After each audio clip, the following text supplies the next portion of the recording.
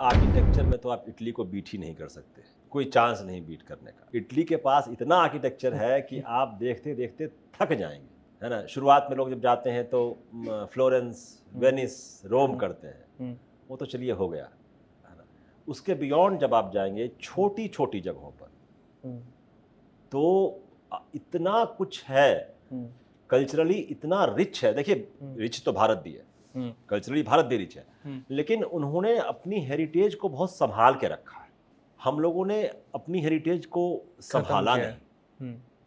मतलब मैं लाल किले कई बार जाता हूं तो मुझे देखकर तकलीफ होती है। मतलब पता नहीं क्या काम कर रहे होते हैं, हर बार इतना मलबा रेड फोर्ट के गेट पे पड़ा होता है। तो हमारे पास मतलब भारत मिनी ईयू है, हमारे पास क्या नहीं है, समंदर है, पहाड़ है ना, बर्फ के पहाड़ हैं, बिना बर्फ के पहाड़ हैं, रेत मिट्टी सब कुछ है। रेत मिट्टी नदियां सब कुछ है। और मोदी भी साथ में। सबसे ज्यादा आसानी बीजेपी को चुनाव जीतने में किन राज्यों में हुई? जहां कांग्रेस की सरकार थी, केक वॉक था इनके लिए, लेकिन जहां रीजनल पार्टीज थी वहां पसीने छूट गए बीजेपी के। आम आदमी पार्टी दिल्ली में, ममता बनर्जी बंगाल में, अभी आया है बंगाल हाथ में। आप हर जगह देखिए, तमिलनाडु में डीएमके है, या फिर आप आंध्र चलिए, आप देखिए कि जहां जहां रीजनल पार्टीज स्ट्रांग थी उन्होंने बहुत टफ फाइट दी है बीजेपी को। और जहां कांग्रेस थी, आप हरियाणा देख लीजिए अपना, है ना। तो आप एग्जाम्पल चलिए, आप देखिए एमपी देख लीजिए, आप राजस्थान देख लीजिए आप, है ना। केक वॉक रहा बीजेपी के लिए। आप ये बताइए कि अगर मैं इसको इस एंगल से देखूं तो कांग्रेस से कहीं बेहतर फाइट तो बीजेपी को रीजनल पार्टीज ने दी है ना। कांग्रेस का जो ये दम्भ आता है अंदर से कि हम ही हैं जो हराएंगे, वो इसी से आता है कि 21% वोट अभी भी है हमारे पास। तो ये दम आता है तो वो हरा क्यों नहीं पा रहे कि हम हराएंगे तो हरा के तो दिखाओ एक बार। वो नहीं हो, क्योंकि कोई आप ना कोई नैरेटिव है आपके पास। मुझे नहीं पता ये सलाह किसने दी थी प्रधानमंत्री को कि लड़ाई से एक दिन पहले पीएम इजरायल में थे, क्यों हमला हो रहा है लगातार राहुल गांधी पे?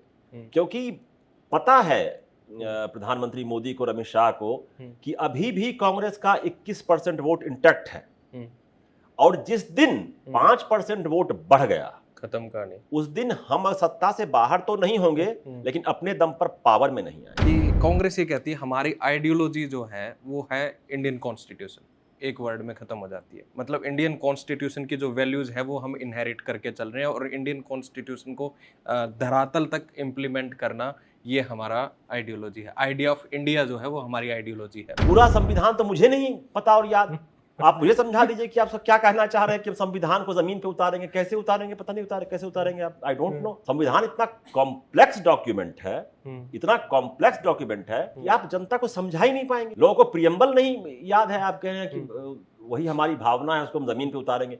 ऐसे नहीं होता है। भाजपा साफ साफ बोलती है हम मंदिर बनाएंगे, हम हिंदुओं की पार्टी। राहुल गांधी फिर मंदिर जाने लगे, जनेऊ पहनने लगे। भाजपा की पिच पर खेलेंगे तो भाजपा तो पटक पटक के मारेगी ना, है ना। वो तो उसकी पिच पर आप उसको हरा नहीं सकते। मुझे लगता है कि राहुल गांधी को ऐसा लगता है कि एक दिन ऐसा आएगा जब लोग इस भाजपा से ऊब जाएंगे, एक दिन ऐसा आएगा जब एंटी इनकम्बेंसी होगी, और वो दिन हमारा दिन होगा बाय डिफॉल्ट। अगर मैं आपसे कहूं कि जितना बीजेपी मेहनत करती है अपने इलेक्शन के लिए, उसका क्या 5% भी कांग्रेस करती है?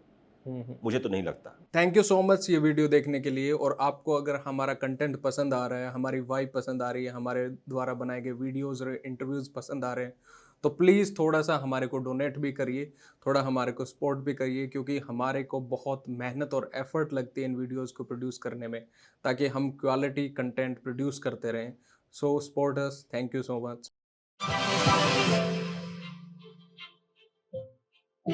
लेकिन आप मुझे बताइए, आप अपने गांव जाते हैं, शहर जाते हैं, आपको कांग्रेस के कितने कार्यकर्ता मिलते हैं? कोई नहीं। मुझे तो कोई नहीं मिलता। फिर भी इस देश में कांग्रेस का 20-21% वोट इंटैक्ट है। भाई, आप जब देखते हैं कि अमित शाह और मोदी, पीएम मोदी, दोनों लोग लगातार कांग्रेस पे हमले करते हैं। पहले वो राहुल गांधी को पप्पू बता करके, और फिर शहजादे। आप ये समझिए कि वो क्यों हमला हो रहा है लगातार राहुल गांधी पे? क्योंकि पता है प्रधानमंत्री मोदी को, अमित शाह को, कि अभी भी कांग्रेस का 21% वोट इंटैक्ट है, और जिस दिन 5% वोट बढ़ गया, खत्म कहानी, उस दिन हम सत्ता से बाहर तो नहीं होंगे, लेकिन अपने दम पर पावर में नहीं आएंगे। ओनली 5%, इधर से उधर जाना है, उधर से इधर आना है, ठीक है, इतने में पूरा कैलकुलेशन चेंज हो जाएगा। और 5% वोट बढ़ना कोई बहुत बड़ी बात नहीं है, हाँ, है ना? ये भी है। तो उनको ये खतरा हमेशा रहता है, उनको पता है कि दुश्मन कौन है। मतलब बीजेपी अपने दुश्मनों को बहुत अच्छे से पहचानती है, इसीलिए उनकी कोशिश है कि ये खत्म होना चाहिए, ये हमेशा के लिए खत्म हो। जो कांग्रेस मुक्त भारत हो रहा है, आप पिछला चुनाव देखिए ना, 21% वोट फिर भी है कांग्रेस में। भाई हर 5वें में से एक भारतीय वोट दे रहा है, तब जबकि लीडरशिप का आता नहीं, पता नहीं, पार्टी क्या कर रही है पता नहीं, हो क्या रहा है, तो भी इतना वोट मिल रहा है उनको। सर, ये सारी बातें सुन के मेरे दिमाग में 2-3 क्वेश्चन आते हैं। एक तो जैसे आपने बात करी कि कांग्रेस मुक्त भारत की जो बीजेपी बात कर रही है, उस कांग्रेस से तो मुक्ति इंदिरा ने ही दिला दी थी स्टार्टिंग में, ठीक है। जो हम बिफोर इंडिपेंडेंस की कांग्रेस है, वो एक तरीके से एक बुर्जुआ कैपिटलिस्ट कांग्रेस, जो लीडर्स हैं वो उस तरीके के लीडर जो थे, जो फ्रंट रनर थे, जो जैसे वकील थे या इस तरीके के लोग थे, जो सोसाइटी के हाई एंड या आगे की लाइन के जो लोग होते हैं। पर इस चीज़ को आप ये देखिए कि आज़ादी के बाद वही कैपिटलिस्ट या एलीट लोग, जो कांग्रेस का जो संगठन था, वो गांधी परिवार में सम्माहित हो जाता है, एक तरीके से इंटैक्ट हो जाता है, और गांधी परिवार उसको उस तरीके से पर्टिकुलरली पूरी कांग्रेस को चलाता है। अब दूसरी बात आपने आइडियोलॉजी की करी, क्या कांग्रेस पार्टी कुछ अपनी आइडियोलॉजी कभी किसी को बताया है उन्होंने? क्योंकि कांग्रेस तो हमेशा ये कहती है कि हमने आज़ादी दिलाई, हम तो मूवमेंट्स की पार्टी है। जब मूवमेंट बनेगा तो काडर बनेगा तो चुनाव होएगा और हम अपने आप जीत जाएंगे। इस तरीके की बात वो आज भी करते हैं और आज भी सोचते हैं।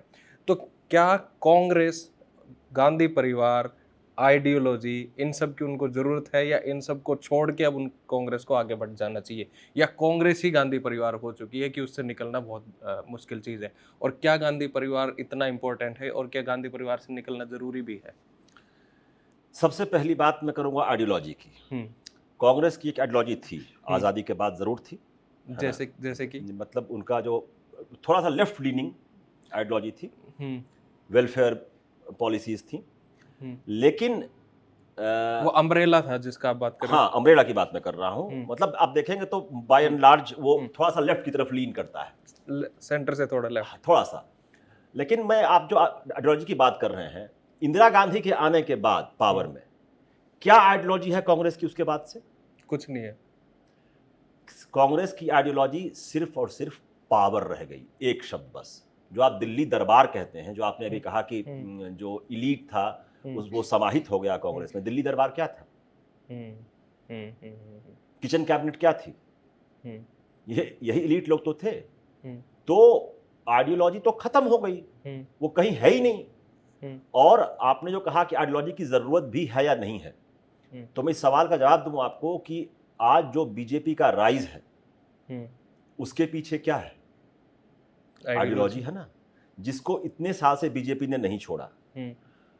आप बताइए मुझको, आइडियोलॉजी से क्या फर्क पड़ता है? आम आदमी पार्टी की कोई आइडियोलॉजी नहीं है, मुझे तो नहीं पता है कम से कम क्या आइडियोलॉजी। पर सर, मैं अगर रोकूं तो ये भी तो हो सकता है कई बार कि आइडियोलॉजी ना होना ही सबसे बड़ी आइडियोलॉजी होती है। एक पोस्ट आइडियोलॉजिकल फैक्टर भी होता है कि हम आइडियोलॉजी से निकल के एक आइडियोलॉजी हमारी है ही नहीं, हम इसको पोस्ट आइडियोलॉजिकल इलेक्ट या पॉलिटिक्स कहेंगे। मुझे लगता है कि भारत में तो ये नहीं चलेगा। आप एग्जाम्पल दीजिए, इसे आपको मैं जो कह रहा था, जैसे आपकी बात करी आपने, हाँ, आम आदमी पार्टी, हाँ, तो आई, सत्ता में आई, अब पंजाब तक सिमट गई, है ना, वो भी डामाडोल चल रहा है। भारत में ना, मुझे लगता है कि आइडियोलॉजी पार्टी की होनी बहुत जरूरी है। भाजपा का राइज ये साबित करता है कि अगर आप अपनी आइडियोलॉजी पर टिके हुए हैं, आप यकीन मानिए, मैं जब छोटा था तो मैं देखता था कि भाजपा प्रचार करती थी कि 370 हटेगा, राम मंदिर बनेगा, है ना, एकदम, मतलब हम लोग 9th-10th में भी नहीं थे, 8th-8th में थे, तब की बात है, और आज तक वो कायम है उस पर। दूसरी बात, आइडियोलॉजी की बात मैं कर रहा हूं अभी, आप देखिए हर पार्टी से लोग बीजेपी में जा रहे हैं, है ना, आम आदमी पार्टी से गए, टीएमसी से गए, हर पार्टी से जा रहे हैं बीजेपी में या सहयोगी दलों में। आपको एक भी लेफ्टिस्ट जाता हुआ दिखा? अभी टीएमसी वाले गए तो सही। लेफ्टिस्ट मतलब जो वाम दलों से हैं, सीपीआई सीपीएम से, मतलब मुझे मेरी मेमोरी में तो नहीं है कम से कम। टीएमसी में जो कुछ नेता है वो लेफ्ट से आए हुए, फिर टीएमसी, फिर वो बीजेपी, वो अलग इस बात तरीके है, के हाँ, हैं। लेकिन सीधे सीधे सीपीआई सीपीएम से कोई बीजेपी में गया हो, मुझे एग्जाम्पल याद नहीं आता। ओके, हाँ।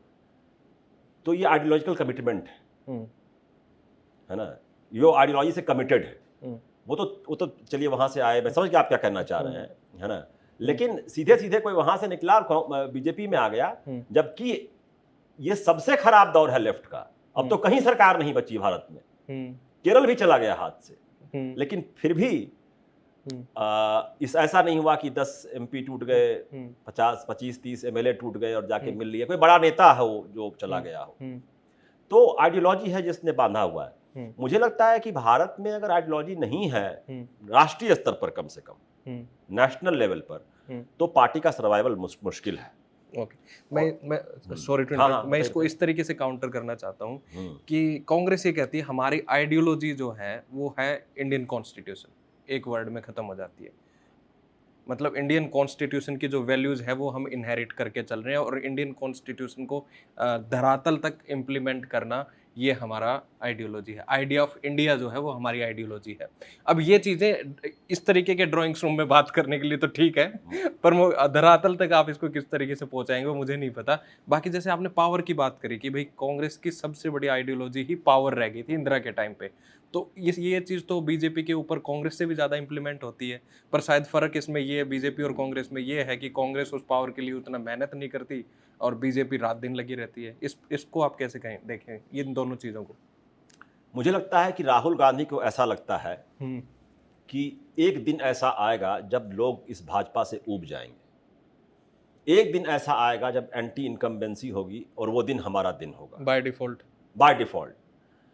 अगर मैं आपसे कहूं कि जितना बीजेपी मेहनत करती है अपने इलेक्शन के लिए, उसका क्या 5% भी कांग्रेस करती है?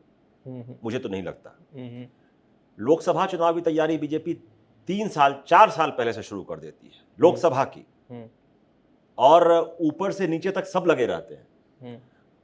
मैं बिहार से बिलोंग करता हूं, मैं बिहार का इलेक्शन देख रहा था। मुझे लगा कि राहुल गांधी और प्रियंका ने क्या समय दिया बिहार के इलेक्शन को, विधानसभा इलेक्शन की बात कर रहा हूं, जबकि वहां आपके चांसेस बहुत ब्राइट थे। आप वहां भी 2 दिन में निपटा देते हैं। आप देखिए ना बीजेपी कैसे इलेक्शन लड़ती है, उसके लिए हर इलेक्शन वो जीने मरने का प्रश्न है।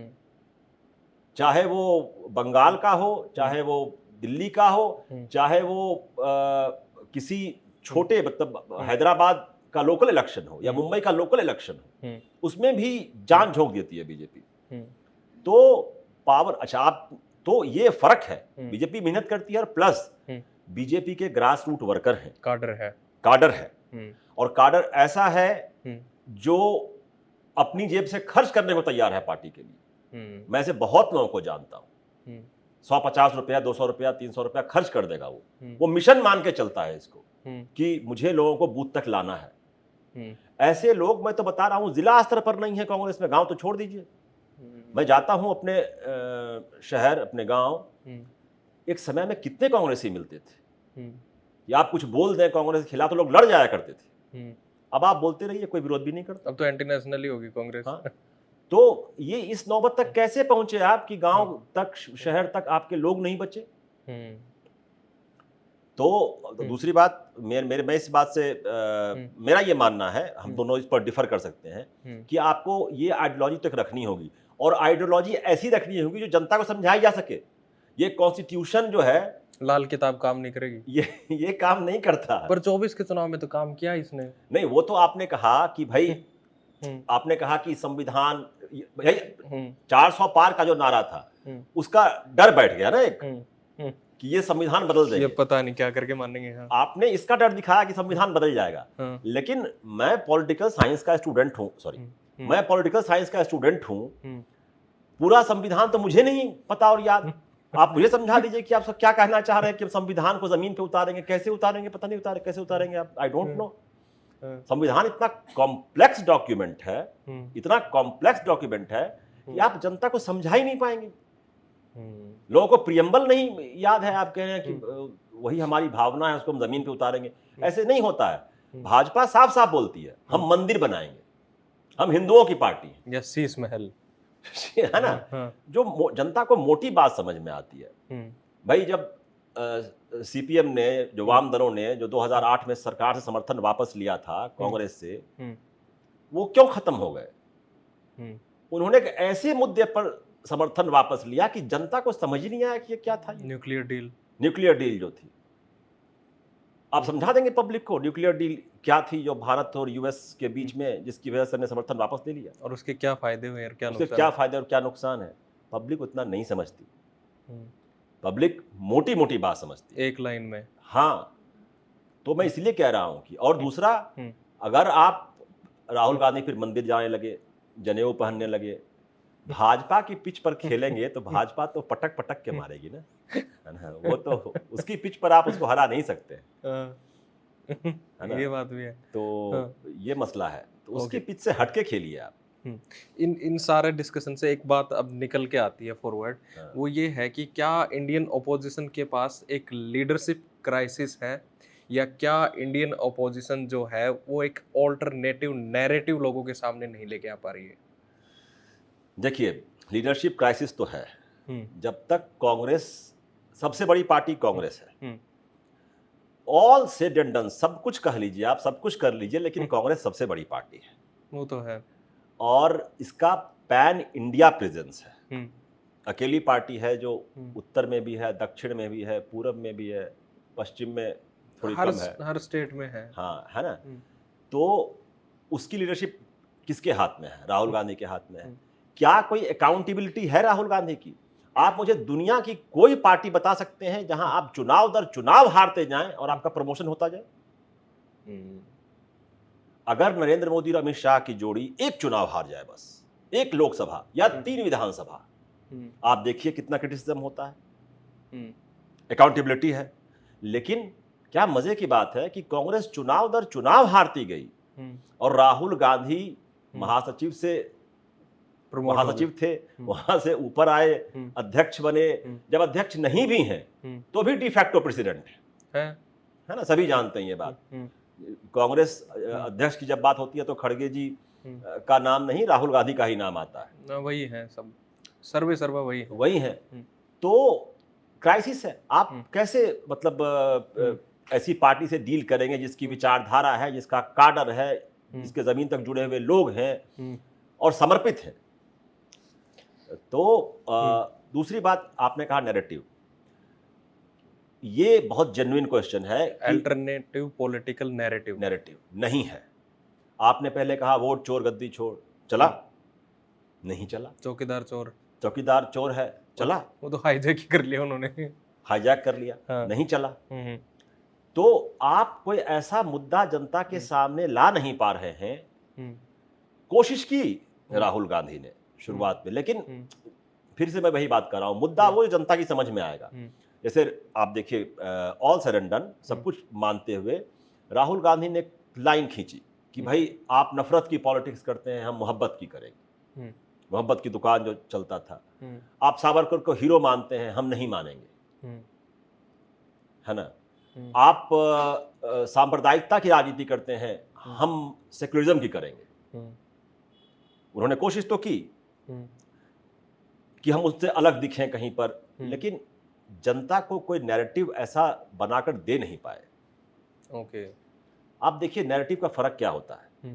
89 की बात मैं कर रहा हूं, विश्वनाथ प्रताप सिंह ने ऐसा नैरेटिव बना दिया कि लगा कि राजीव गांधी चोर है। सोचिए तब कम्युनिकेशन के जरिए कितने कम हुआ करते थे, और हम लोग छोटे शहर में रहते थे, बेगूसराय में रहते थे, वहां भी गालों पे जो लाली है वो फोर्स की दलाली है, इस तरह के तमाम कर करके एक माहौल बन गया कि भारी भ्रष्टाचार हुआ है वो फोर्स में। साबित कभी नहीं हुआ कोर्ट में। तो नैरेटिव आपको एक ऐसी चीज बिल्ड करनी पड़ेगी, और वो भी किसी के पास नहीं। सर, राहुल गांधी की अगर हम बात करें, तो अगर हम पिछली उनकी भारत जोड़ो यात्रा के बाद का राहुल गांधी जो देखते हैं, तो उसमें एक चीज़ तो होनेस्टली दिखती है कि वो मेहनत कर रहे हैं, चाहे उस मेहनत के बीच में कंसिस्टेंसी ना हो। वो कभी ऑटो वाले के पास हैं, कभी किसी स्टेट में जा रहे हैं, कभी कहीं जा रहे हैं, और वो एक परसेप्शन कांग्रेस ने भी ये बनाया है कि राहुल गांधी अकेला लड़ रहा है, और राहुल गांधी ने भी ये रिफ्लेक्ट किया है कि राहुल गांधी अकेला लड़ रहा है। जब उसकी पूरी पार्टी है तो वो आदमी अकेला क्यों लड़ रहा है? एक तो ये बात मेरे को समझ नहीं आती। क्या उस आदमी की खुद की पार्टी के ऊपर की कंट्रोल या कैपेबिलिटीज नहीं है उसको चलाने की, कि उसको अकेला लड़ना पड़ रहा है और वो कह रहा है कि हमारे कांग्रेस के लीडर को थोड़ा सा ऐसे खुरच लो, अंदर से बीजेपी का निकलता है। ये कांग्रेस की इंटरनल पॉलिटिक्स के ऊपर राहुल गांधी की पकड़ क्यों नहीं है, और राहुल गांधी की कंसिस्टेंसी? देखिए, एचआर में एक थ्योरी चलती है, हम्म उसमें कहते हैं second raters always hire third raters hmm because they are afraid of first raters. Hmm hmm ठीक है, हम्म तो राहुल गांधी किसी ऐसे नेता को आगे नहीं बढ़ने देंगे जिनसे उनको लगेगा, खतरा लगेगा कि ये नेता मुझे सरपास कर जाएगा, हम्म है ना। पुत्र मुंह में डूब गई कांग्रेस। हम्म और दूसरा, तो आप बताइए, आप कांग्रेस में आज किस नेता को जानते हैं जिसकी कोई हैसियत है, जो अपने दम पर एक राज्य का चुनाव जिता सकता है, जिता सकता है? कोई एग्जाम्पल नहीं है। कोई भी नहीं है ना। ये नौबत क्यों आई? क्योंकि भाई कई लोगों की ये कंप्लेंट है कि देखिए, राहुल गांधी वेल मैनर्ड है, एटिकेट बहुत इंसान अच्छा है, अच्छे हैं, उस इंसान बात में अच्छे हैं। कोई दो राय नहीं है। हाँ, नहीं, इंसान, मेरी माँ भी बहुत अच्छी है, लेकिन उनको प्रधानमंत्री नहीं बना सकते ना। मतलब हम पॉलिटिकल लीडर चाहिए हमारे को। पॉलिटिकल लीडर चाहिए आपको। हाँ, तो वो बात उनमें नहीं है, और अब इतने साल में भी नहीं आई तो थोड़ा मुश्किल लगता है। दूसरी बात क्या है, आप इनके भाषण सुनिए राहुल गांधी के।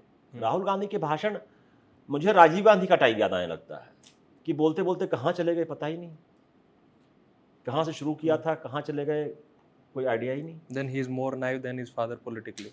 बिल्कुल बिल्कुल। अच्छा। उनको पॉलिटिक्स की, दूसरा मुझे लगता नहीं कि उनको, दूसरा भारत का कि समाज को समझना। मैं आपको एग्जाम्पल देता हूँ। एक हमारे एक दोस्त हैं, उनकी नानी वाराणसी में, पुरानी कांग्रेसी हैं, 90 साल की हैं, तो राहुल गांधी की यात्रा थी, तो वो खड़ी थी स्वागत के लिए, वो दिए हुए लेकर के। उन्होंने, राहुल गांधी जब आए तो उनसे मिले भी, तो उन्होंने टीका लगाया, राहुल गांधी ने उनको हक किया। तमाम बूढ़ी महिला हैं, वो घबरा गई। राहुल गांधी को समझ में नहीं आता है कि भारत में बुजुर्ग महिलाओं को गले नहीं लगाते हैं, पैर छूते हैं। समझ रहे? आप मेरे यहाँ जाके किसी बूढ़ी महिला को मेरे बिहार में गले लगा लीजिए, मतलब एक्सेप्टेबल नहीं है, अनकंफर्टेबल हो जाती है वो। वहां क्या है, पैर छूना होता है। तो आपको ना समाज की समझ डेवलप करनी पड़ेगी। भारत जोड़ो यात्रा बहुत अच्छी कोशिश थी, लेकिन फिर आप गायब हो गए उसके बाद। मतलब राज्य का चुनाव प्रचार खत्म हुआ है, आप चले गए सफारी पर। अरे आखिरी के 48 घंटे में ही सारा गेम होता है इलेक्शन में, है। तो ये बात तो आपको समझनी पड़ेगी ना। और अगर आपसे नहीं हो पा रहा है तो आप रास्ता दीजिए किसी और को। एक कांग्रेस सिस्टम है जिसके बारे में रजनी कोठारी भी जिक्र करते हैं और काफी लोग कहते हैं, वो कहते हैं कि जो आपका विध्वंस है वो इनविटेबल है, कि एक कुछ ना कुछ इस सिस्टम का विध्वंस होएगा, कोलैप्स होएगा और फिर री इन्वेंट होएगा या रीडिफाइन होएगा।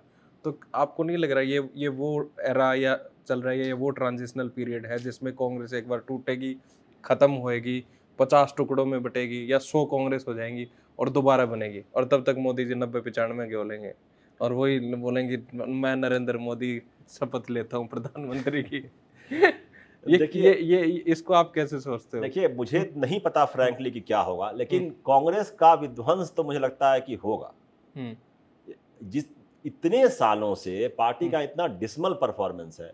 आप देखिए ना कि दिल्ली में जब आम आदमी पार्टी पावर में आई थी, मुझे याद है कांग्रेस ने बधाई दी थी, मुझे बहुत तेज हंसी आई थी। मैंने कहा आप बधाई दे रहे हैं अरविंद केजरीवाल को, वो आपकी स्पेस थी जो केजरीवाल ने ले ली, है ना।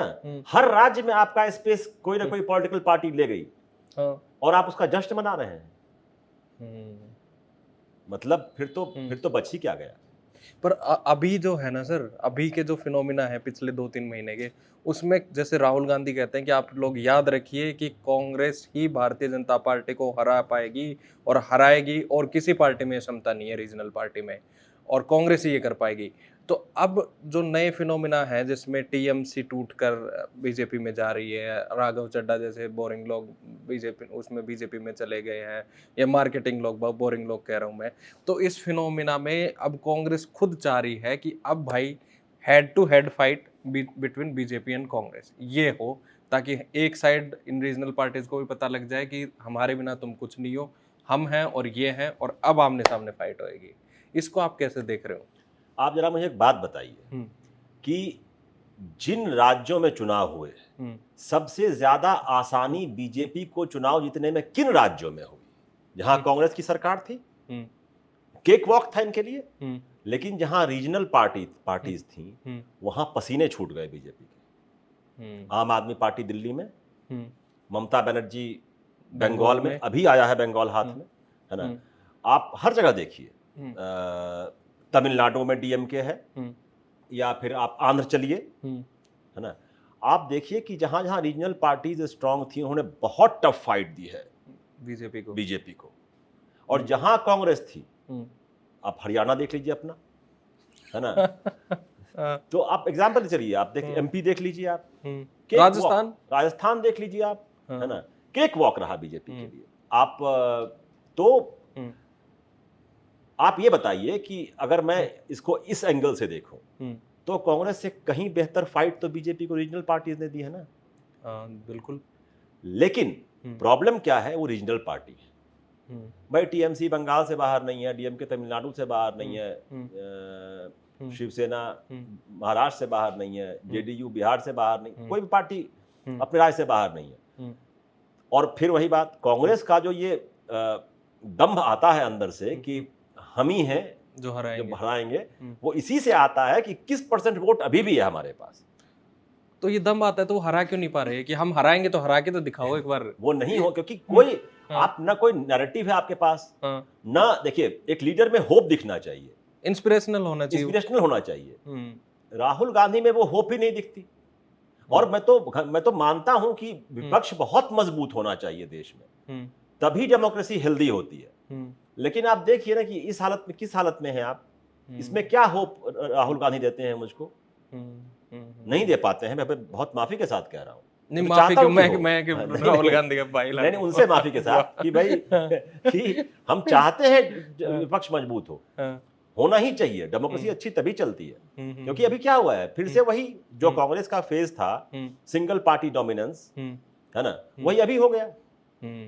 ऑलमोस्ट वही है, पूरा भारत रफली भगवा है। आपको नहीं लगता सर रीजनल पार्टीज का टूटना, और रीजनल पार्टीज रीजनल एस्पिरेशंस को बहुत अच्छे तरीके से रिफ्लेक्ट करती हैं, और उनका रहना बहुत इंपॉर्टेंट इसलिए है ताकि नेशनल पार्टीज भी रहें तो रीजनल मुद्दे तो उठते रहें।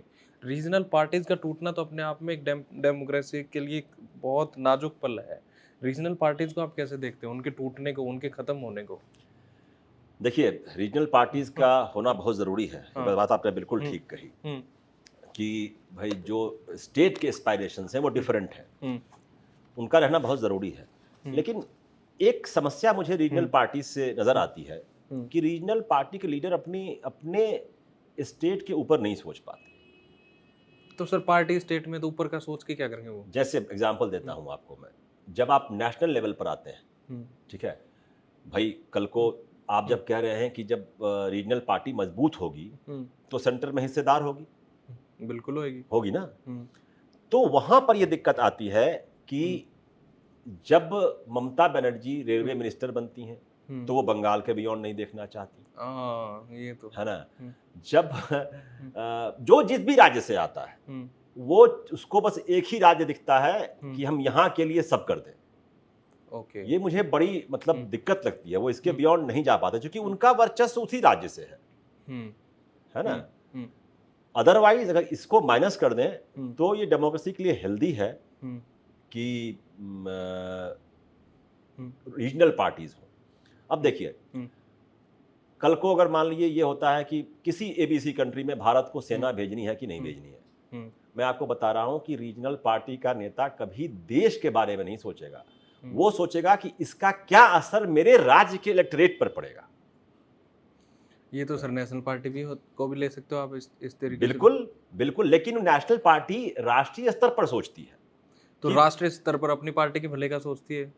देखिए पॉलिटिक्स मैं होती ही डिफर यही। करता हूँ आपकी, सॉरी इस ठीक बात में। है। हाँ देखिए पॉलिटिक्स क्या होती है? हाँ, ले लीजिए पानी तो लीजिए। पॉलिटिक्स क्या होती है? हाँ जो पार्टी हित में है वही देश हित में है, यही पॉलिटिक्स है हाँ हाँ है ना? हाँ। तो हम्म, जब तक हम्म, बीजेपी पावर में नहीं थी सेंटर में, हम्म। तब तक जीएसटी देश हित में नहीं था, नहीं था। है ना? हाँ। वो पावर में आते ही जीएसटी देश हित में हो गया। हम्म, भाई कई सारी ऐसी पॉलिसीज हैं, हम्म, मनरेगा हम्म, वो देश हित में नहीं था, वो देश हित में हो गया। हम्म। तो जो पार्टी के हित में होता है वही देश हित में होता है। ओके ठीक है, यही पॉलिटिक्स है। ओके। मेरा ये कहना है कि रीजनल पार्टीज का आउटलुक काफी नैरो होता है जब राष्ट्रीय मुद्दों की बात आती है तो। ओके सर, जैसे आपने बात बड़ी इंटरेस्टिंग बात कही कि कई कई बार जो डोमेस्टिक पॉलिटिक्स है, चाहे आपकी पर्टिकुलरली स्टेट की हो या राज्य की या सेंटर की हो, वो डोमेस्टिक पॉलिटिक्स बाहर के जो मुद्दे होते हैं, इंटरनेशनल अफेयर्स जो होता है, उसके फॉरेन पॉलिसी जो होती है उस पर बड़ी हावी होती है। और मैं अगर आज की पॉलिटिक्स हिंदुस्तान की देखता हूँ तो अपने यहाँ पे हमारी फॉरेन पॉलिसी तो कम्प्लीटली डोमेस्टिक पॉलिटिक्स से ड्रिवन है, रादर देन जो हमारी फॉरेन पॉलिसी होनी चाहिए जिस तरीके की पहले होती थी। उसके ऊपर आपका क्या ओपिनियन है? देखिए मेरा मानना है, मैं दो बातें कहूँगा। एक बार हम लोग स्टार न्यूज़ में काम करते थे तो हम्म, अटल बिहारी वाजपेयी प्रधानमंत्री थे। हम्म, एक बैठक बुलाई उन्होंने अपने घर पर, हम्म, तो सोनिया गांधी इनवाइटेड थी उसमें। सोनिया गांधी के साथ मीटिंग थी। मुद्दा क्या था? भारत को अपने सैनिक इराक भेजने चाहिए क्या? हम्म, तो रिपोर्टर से हमारी बात हो रही थी, तो रिपोर्टर ने कहा कि, मैंने कहा क्या लगता है? तो उन्होंने कहा कि मुझे तो लगता है कि सोनिया गांधी मान जाएंगी। मैंने कहा क्यों, क्यों मानेंगे? भाई अगर हमारे सैनिक वहाँ गए और खुदा न खास्ता कुछ लोग शहीद हो गए, तो अटल जी तो कहेंगे हमने सोनिया गांधी से पूछ के भेजा था, ब्लेम बराबर बराबर का आएगा। लेकिन अगर हमने बहुत अच्छा काम किया, इसका क्रेडिट सीधे सीधे अटल बिहारी वाजपेयी को जाएगा, सोनिया गांधी को क्रेडिट तो जाएगा नहीं। हाँ बिल्कुल। तो सोनिया गांधी को मिल क्या रहा है इसमें? हाँ हाँ, ठीक वो क्यों बात है। हाँ करेंगी? हाँ उसने कहा नहीं नहीं, ये मुद्दा ऐसा है, इंटरनेशनल इशू है, तमाम है। हाँ। आधे घंटे बाद सोनिया गांधी निकल गई और मना कर दिया, है ना? तो मैं आपसे क्या कह रहा हूं कि जो पार्टी हित में है वही देश हित में है वाली कहानी है। दूसरा, आपने कहा कि डोमेस्टिक पॉलिटिक्स गाइड कर रही है फॉरेन पॉलिसी को। मैं मानता हूं कि बिल्कुल ऐसा है।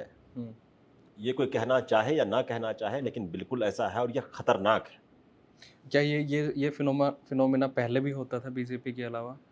मुझे नहीं लगता कि, मतलब मुझे अपनी मेमोरी में मुझे याद नहीं है कि डोमेस्टिक पॉलिटिक्स इतना ड्राइव करती थी। देखिए डोमेस्टिक पॉलिटिक्स का प्रेशर हमेशा रहता है। आज अगर ट्रंप ईरान की लड़ाई ख़त्म करना चाहते हैं तो उसकी बहुत बड़ी वजह यह है कि अमेरिका में पेट्रोलियम प्रोडक्ट्स के दाम बढ़ गए हैं और नवंबर में मिड टर्म होना है। तो डोमेस्टिक पॉलिटिक्स तो वहाँ भी हावी है, डोमेस्टिक पॉलिटिक्स वहाँ भी हावी है। लेकिन हमारे सारे फैसले अगर उससे हम ड्राइव करने लगेंगे तो ये बहुत डेंजरस है। मुझे नहीं पता ये सलाह किसने दी थी प्रधानमंत्री को कि लड़ाई से एक दिन पहले पीएम इजराइल में थे। आपको पता है आज की तारीख में हमारा एक अलायंस है, चलिए एक मोटा मोटा कहिए कि Bharat, India, UAE, America, Israel वाला एक स्ट्रेटेजिक टाइज है। लेकिन इजराइल की हालत ऐसी हो गई है कि वो दुनिया में बिल्कुल अछूत सा हो गया है। और ये बात मैं नहीं कह रहा हूँ, ये बात जेडी वैंस ने कही थी, अभी 10 दिन पहले कही थी, जब वो नाराज हुए थे। वो कोट बताइए ना सर, क्या था उसमें? उन्होंने कहा था कि मतलब इजरायली कैबिनेट के कुछ लोगों ने क्रिटिसाइज किया था यूएस ईरान की डील को। तो उसमें उन्होंने कहा था कि हम दुनिया के अकेले देश हैं जो तुम्हारे एलाई हैं, और ट्रंप अकेले राष्ट्रपति, हेड ऑफ द स्टेट हैं जो तुम्हारे साथ ऐसे खड़े हैं, पावरफुल एलाई, और तुम हमें बता रहे हो कि मतलब तुम क्रिटिसाइज कर रहे हो हमारी की हुई डील को। तो जेडी वैंस मुंह पे कह रहे हैं कि हम अकेले हैं जो तुम्हारे साथ खड़े हैं दुनिया में, और ट्रंप अकेले हेड ऑफ स्टेट हैं जो खड़े हैं तुम्हारे साथ। ठीक कह रहे हैं वो, जेडी वैंस कह रही है, मैं नहीं कह रहा हूं। तो आप सोचिए कि इजराइल की ये स्थिति हो गई है। मतलब इजराइल कहां से कहां आ गया, लेकिन हम साथ खड़े हैं और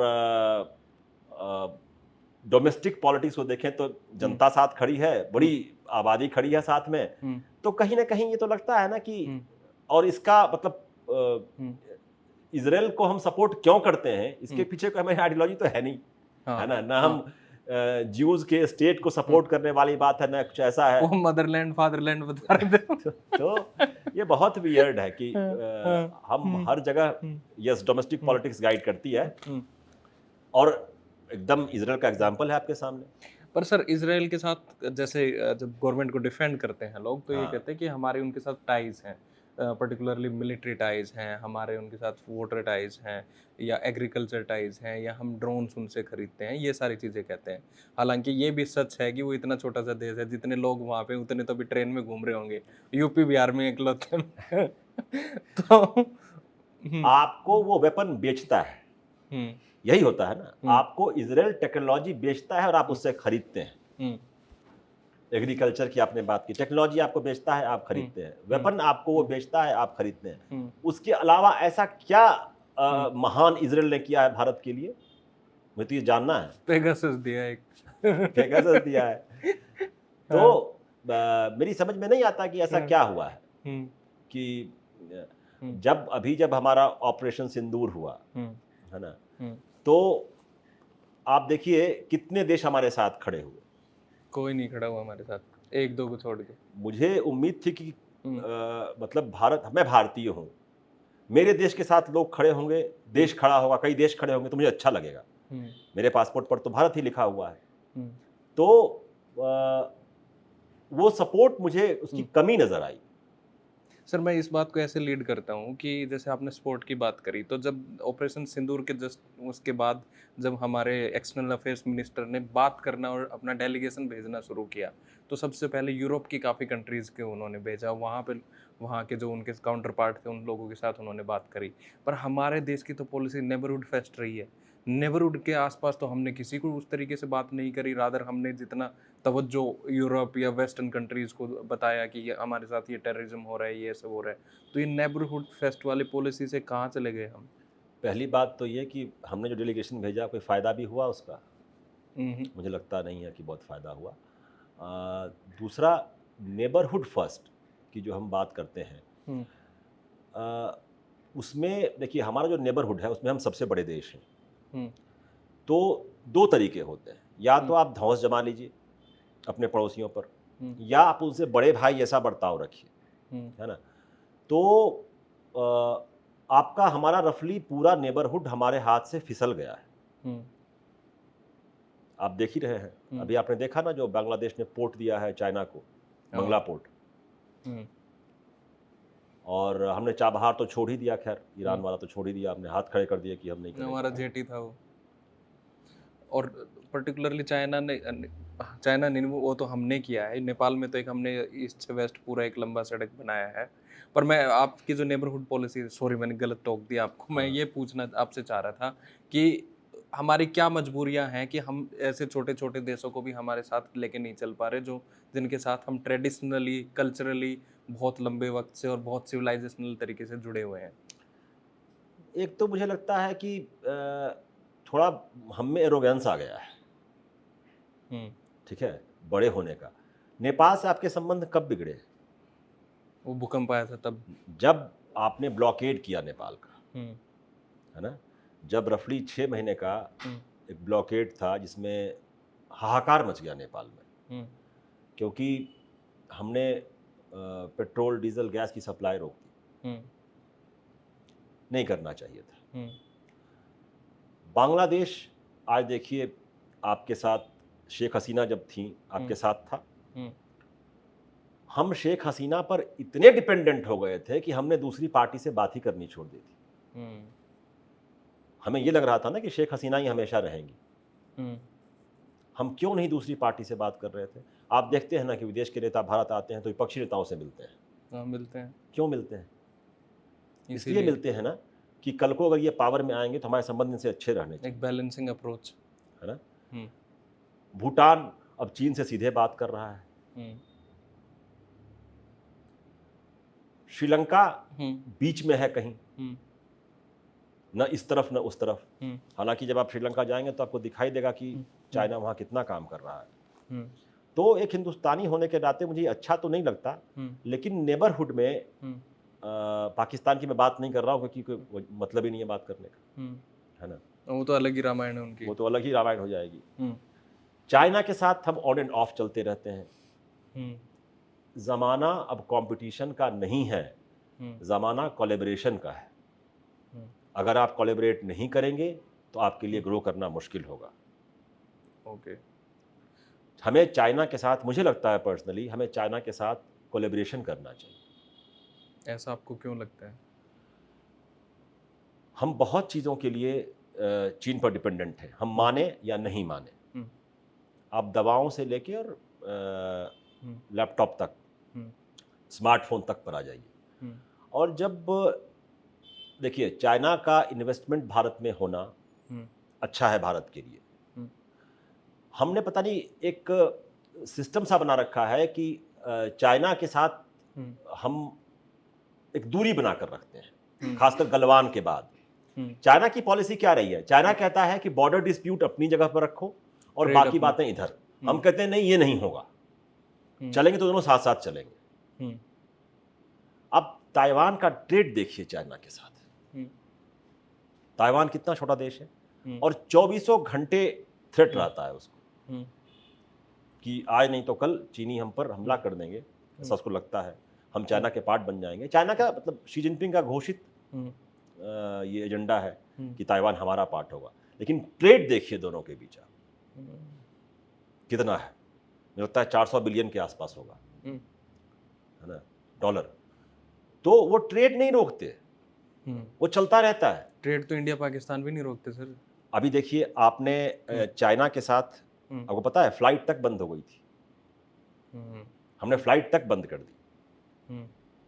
वीज़ा इशू होने अब शुरू हुए हैं, जब इंडिया की बड़ी कंपनीज ने कहा कि ऐसे नहीं हो पाएगा, हमें उनकी मशीनों को ऑपरेट करने के लिए उनके वर्कर चाहिए। तो मुझे लगता है कि बिल्कुल ये इसका मतलब ये नहीं है कि आप सब भूल जाएंगे, लेकिन मुझे ये अप्रोच बेहतर लगती है कि आप काम कीजिए साथ में उनके, लेकिन बॉर्डर डिस्प्यूट को अलग रखा जाए। देखिए, आपको ग्रो करना है ना, तो आपको चाइना आपको टेक्नोलॉजी देगा, चाइना इन्वेस्टमेंट देगा, और इसमें कोई बुरी बात नहीं है उसको वो इन्वेस्टमेंट और टेक्नोलॉजी लेने में, क्योंकि यूएस कितना रिलायबल पार्टनर है ये आप देख चुके हैं, बहुत दिन नहीं। तो यूनाइटेड स्टेट्स हमारे लिए मजबूरी है फिर, क्योंकि चाइना के हम आसपास नहीं लग पा रहे हैं, तो अब यूएस ही हमारे पास इकलौता ऑप्शन बचता है। यूएस ही एक ऑप्शन बचता है, लेकिन यूएस के साथ आपके संबंध अभी कैसे रहे हैं? 50% टैरिफ झेल रहे थे हम, दुनिया में हाईएस्ट था ये, और वो जब चाहे तब हमारी बेइज्जती कर देता है। वो ब्राजील के साथ साथ हम पर 50% टैरिफ लगा हुआ था। मतलब इफेक्टिवली आप धंधा कर ही नहीं सकते, है ना। वो भी किस लिए? क्योंकि हम रशिया से तेल ले रहे थे। भाई, जब हम तेल ले रहे थे तो आपने कीमत तय की थी ना कि भाई $60 से कम रहेगा, और वही तेल यहां से रिफाइन होकर यूरोप जा रहा था। तो प्रॉब्लम क्या हुई है कि यूएस को अब एक रिलायबल पार्टनर के तौर पर नहीं देखा जा रहा है। पिछली कुछ जो घटनाएं हुई हैं उसमें आप सिंदूर देखिए, ऑपरेशन सिंदूर के बाद आप बयान देखिए। मैं तो पाकिस्तान के साथ खड़े हैं कंप्लीटली। अभी जेडी वेंस ने कहा कि मैं 2 ही लोगों से सबसे ज्यादा बात करी, मेरी वाइफ और ये मुनीर। बिल्कुल। और ट्रम्प कहते रहे बार बार कि मेरे कहने से, मेरे मीडिएशन की वजह से लड़ाई बंद हुई। भारत लगातार डिनाई करता रहा कि नहीं, ऐसा बिल्कुल नहीं है। वो हमने और पाकिस्तान ने बात की है। तो इन सब चीज़ों से ना बड़ी खटास सी आ जाती है। उसके बाद फिर टैरिफ लग गया। तो यूएस आज की तारीख में रिलायबल पार्टनर नहीं, ऐसा नहीं कि आपके लिए नहीं है, अभी फिलहाल किसी के लिए नहीं है वो। सर, ये सारी बातें सुन के मेरे को एक और चीज़ ध्यान में आ रही है, जैसे हिस्ट्री को ओवर कंज्यूम किया जाता है इस दौर में। मैं तो ये भी मानता हूँ कि फॉरेन पॉलिसी को भी ओवर कंज्यूम किया जा रहा है। पहले फॉरेन पॉलिसी की डिस्कस इतनी नहीं होती थी। पहले लोग गांव में या वहाँ पे ये नहीं कहते थे कि इजराइल हमारा सबसे बढ़िया दोस्त है, इजराइल के साथ संबंध रखने ज़रूरी है। उनको इजराइल लिखना नहीं आता होगा, ISRAEL नहीं होगा, IJRAEL लिख देंगे उसको। मतलब इसको हमारी डोमेस्टिक पॉलिटिक्स ने या हमारी भारत सरकार ने या मैं और अच्छे से कहूँ भारतीय जनता पार्टी ने इतना खतरनाक नैरेटिव चलाया कि जिसकी वजह से हर आदमी के दिमाग में ये चीज़ घुसा दी गई है कि हम विश्व गुरु हैं, और उस विश्व गुरु की फॉरेन डिप्लोमेसी को हर एक सिटीजन को उसका हिस्सा बना दिया गया है कि भाई देखो इसके साथ ये कर रहे हैं तो इसका ये फ़ायदा होगा, इसके साथ ये कर रहे हैं तो ये फ़ायदा होगा, ये हमारे दुश्मन है, और उस साइड ये अपने जो मुस्लिम हैं इनको टाइट रखना है तो इजराइल ज़रूरी है। ये क्या है ये फिनोमिना क्या है ऑन ग्राउंड हिंदुस्तान में? देखिए, ट्रेडिशनली भारत में क्या रहा था कि रशिया के को लेकर एक सॉफ्ट कॉर्नर हिंदुस्तानियों के मन में हमेशा से रहा है। ठीक है, तो ऐसा नहीं कि रहा नहीं है, मतलब ये अफेक्ट नहीं करती है। रशिया को लेकर तो रहा है भारत में, हमेशा से रहा है। हमेशा से रहा है। और रशिया ने भारत में बहुत काम भी किया है, हमारी साथ दिया है हाँ, बहुत। साथ दिया। रिफाइनरी सेटअप की है आपकी इनिशियल फेज में, सारी बड़ी बड़ी जो फैक्ट्रीज हमारी लगी हैं रशिया की लगाई हुई हैं, है ना। मैं बिहार से आता हूँ, बेगूसराय में बरौनी में रिफाइनरी है, आज भी वहाँ रशियन हॉस्टल है। तो रशिया ने उस समय वो दौर था, लेकिन वो एक ही देश था जिसके प्रति भारत के लोगों में एक सॉफ्ट कॉर्नर था। अब क्या है कि मैं तो समझ नहीं पाता हूं कि इजराइल से अचानक इतना प्यार कैसे हो गया। मेरा कोई इजराइल से विरोध नहीं है निजी, लेकिन why and at what cost. देखिए, गाजा में जो हुआ वो गलत हुआ, और मुझे लगता है कि सरकार को ये बोलना, दुनिया के हर देश बोल रहे हैं, हर देश बोल रहा है। मतलब 70,000 लोगों को मार देने का कोई जस्टिफिकेशन नहीं है, कहीं नहीं है, कोई जस्टिफिकेशन नहीं है, जिसमें कि 2/3 से ज्यादा बच्चे और औरतें हैं। मतलब करीब 30,000 तो बच्चे मारे गए, ब्लॉकेड हो गया। देखिए, हम जो कहते हैं ना, आप गलत को गलत कहिए, गलत किसी का भी हो, वो गलत इजराइल का हो, गलत ईरान का हो, वो गलत रशिया का हो, यूक्रेन का हो, गलत को गलत कहना चाहिए। जैसे नैम में यही होता था ना, जब नॉन अलाइंड मूवमेंट था, कि गलत को गलत कहा जाता था। अब क्या है, गलत को गलत कहने की परंपरा खत्म हो गई। हम क्रिटिसिज्म वहां करते हैं, या गलत को गलत वहां करते हैं जहां हमें सूट करता है। मुझे ये पॉलिसी बिल्कुल समझ में नहीं आती। पर ये पॉलिसी पूरे वर्ल्ड पे इम्प्लीमेंट होती है। आज जितनी भी कंट्रीज हैं वो टेररिज्म पे स्टैंड नहीं लेती, वो अपने इंटरेस्ट पे स्टैंड लेती हैं। तो ये आपको हमारे साथ क्यों गलत लगता है? देखिए, आप अगर एक सोवरेन नेशन हैं, और अगर एक सोवरेन नेशन की सोवरेनिटी वायलेट हो रही है और आप नहीं बोल रहे हैं, तो फिर आपके लिए कौन बोलेगा? ठीक है, सब अपना फायदा। मैं ये नहीं कहता कि किसी का खुल के समर्थन या विरोध, किसी का हम कूद जाए उस बीच में, वो तो डिप्लोमेसी नहीं है, फिर तो डिप्लोमेसी नहीं है। हाँ। लेकिन भाई, फॉर एग्जाम्पल, ईरान की सोवरेनिटी वायलेट हुई ना, हुई ना। मुझे लगता है कि हमें इस पर स्टैंड लेना चाहिए था कि भाई, आप चाहे इतना ही कहिए कि ये दौर युद्ध का दौर नहीं है, आप इतना ही कहिए, आप खुलकर क्रिटिसाइज मत कीजिए, लेकिन मैसेज दे दीजिए। इतना बनता है, इतना बनता है। देखिए, जब आप एक बड़ी ताकत बनना चाहते हैं ना, तो आपको कुछ रिस्क तो उठाने पड़ते हैं, और ये तो कुछ रिस्क नहीं है, ये कुछ रिस्क नहीं है, ये तो छोटी मोटी चीजें हैं। क्योंकि आप जब एक अपने आप को बड़ा पावर पोर्ट्रे करते हैं, स्पेशली ग्लोबल साउथ का लीडर, तो अगर मेरा लीडर हर बात पे चुप रहेगा, हर बड़ी घटना पे चुप रहेगा, और सोवरेनिटी वायलेट होने जैसी बड़ी घटना पे चुप रहेगा, तो फिर दिक्कत है ना। पर इसको पलट देते हैं एक बात, इसी को एक कोट है अंग्रेजी का कि absence is the best form of presence. आप कह रहे हैं कि उन्होंने मैसेज नहीं दिया, पर क्या आपको नहीं लगता ये सबसे बड़ा पावरफुल मैसेज था डोमेस्टिक पॉलिटिक्स के लिए? बिल्कुल ठीक बात है, डोमेस्टिक पॉलिटिक्स के लिए था। तो सरकार तो यहाँ बनानी है, अमेरिका में क्या करना है हमारे को? नहीं, देखिए, सरकार तो यहाँ बनानी है। उसका जो आपने बात कही कि डिप्लोमेसी डोमेस्टिक पॉलिटिक्स से ड्राइव हो रही है, मैं वही कह रहा हूँ कि वो चीज़ मैं सही नहीं मानता। मैं समझ रहा हूँ कि इंडिया, यूएई, इजराइल, यूएस का एक तरह से अघोषित टाइप का एक अलायंस बना हुआ है ना, और हमने चूज किया ईरान और यूएई को, क्योंकि यूएई पर जब हमले हुए तो हमने कंडेम किया, और यूएई हमारा पार्टनर है, बहुत अच्छा पार्टनर है, स्ट्रेटेजिक पार्टनर है। हमारे इतने लोग वहाँ काम करते हैं, यूएई में ज़्यादा लोगों को रोजगार मिलता है भारत के लोगों को कंपेयर टू ईरान। लेकिन फिर से मैं कह रहा हूँ, अगर सोवरेंटी वायलेट होती है तो हमें बोलना चाहिए था। आपने बिल्कुल ठीक कहा कि हम यहाँ देखते हैं कि इसका हमें यहाँ क्या फ़ायदा होगा, हम्म, लेकिन ग्लोबल साउथ का लीडर बनने का अगर हमारा ख्वाब है हम तो विश्व गुरु वाली, आप कहाँ ग्लोबल साउथ की बात तो कर रहे हो, हम बड़े लीडर हैं। तो स्टैंड तो लेना होगा। सर ग्लोबल साउथ की बात कर रहे हो तो मैं आपको ये कह रहा हूँ कि जब हम ऑलरेडी विश्व गुरु बन गए हैं तो ये छोटी मोटी चीज़ों की कौन परवाह करता है। अभी बहुत लंबा रास्ता तय करना है। मैं सर एक बात कहना चाहता हूँ और बड़ी रिजिड तरीके की बात लगेगी। जिस देश के अंदर 80 करोड़ लोग भूखे मर रहे हो और मतलब अनाज सरकार के द्वारा दिया जा रहा हो, वहाँ पे ये बेफिजूली बातें, ये ढोंग बेशर्मी लगती है। सबसे बड़ी बात तो ये है। और दूसरी बात ये है कि जिस तरीके का नैरेटिव, जिस तरीके की पॉलिटिक्स इस सोसाइटी में कर दी गई है कि 2026 में हिंदुस्तान का युवा धर्म की बात कर रहा है। मतलब 21st सेंचुरी में यंग लोग धर्म के ऊपर डूबे हुए हैं। उस देश का खाका या भट्ठा बैठना तय है। क्या क्या ओपिनियन है आपका इन चीज़ों के ऊपर कि मतलब आपके दिमाग को ख़त्म कर दिया गया और आपको कहा जा रहा है कि ऐसे ऐसे ऐसे ऐसे है। इंडिया बहुत ज़्यादा रिलीजियस हुआ है इस दौरान, इसमें कोई शक नहीं है, ये सभी लोग मान रहे हैं। आपको हर जगह रिलीजियस कहाँ हुआ है? पॉलिटिकल रिलीजियोसिटी है, सही हाँ है। हाँ, पॉलिटिकल रिलीजियसिटी है, बिल्कुल। हाँ, उसी की बात मैं कर रहा हूँ कि पॉलिटिकल रिलीजियसिटी है, बिल्कुल ये बात सही है। हम्म, वो भारत हुआ है, हम्म, इसमें कोई शक नहीं। और दूसरा देखिए, बहुत चीज़ें होती हैं, जैसे आपको विश्वगुरु बनना है, हम्म, तो क्या आपके पास वर्ल्ड क्लास यूनिवर्सिटीज़ हैं? सबसे इम्पोर्टेंट है वो। हैं? है नहीं वो है। बंद कर रहे हो आप। जो हैं, वहाँ क्या क्या हालत है वहाँ की? एजुकेशन सिस्टम का क्या हाल हो रखा है अभी? हम्म, तो आप R&D पर अपने जीडीपी का कितना % खर्च करते हैं? हम्म, विश्वगुरु ऐसे नहीं बनते हैं ना, उसके लिए बहुत एफर्ट करना पड़ता है। हम्म, आप देखिए, चाइना में एक वर्ड चलता है, 996 बोलते हैं उसको, हाँ हाँ, मैंने सुना है उसके बारे है में। ना?